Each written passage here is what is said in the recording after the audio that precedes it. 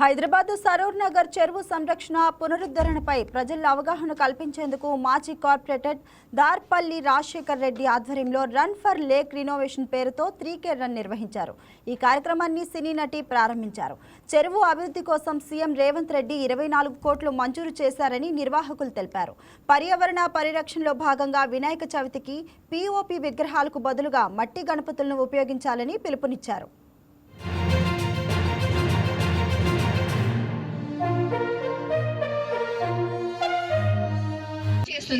And please say no to drugs and take care of your area. మన ఏరియాని మన చుట్టుపక్కల ఉన్న ఏరియాని మనం చూసుకుంటే అలాగే అందరూ చేస్తే ఆబ్వియస్లీ హైదరాబాద్ మన స్టేట్ మన కంట్రీ అన్ని బాగుంటుంది. So please do take care and వచ్చిన అందరికీ థ్యాంక్ యూ సో మచ్. ఇంత క్రౌడ్ ఈ టైంకి వస్తుందని నేను డెఫినెట్ గా అనుకోలేదు. నేను నాసిక్ నుంచి పొద్దున 4:30 వచ్చేటప్పుడు నేను అడిగాను అంత క్రౌడ్ వస్తుందా ఈ టైంలో అని. ఇంత క్రౌడ్ వచ్చింది అండ్ అక్కడ పాయలని అలసట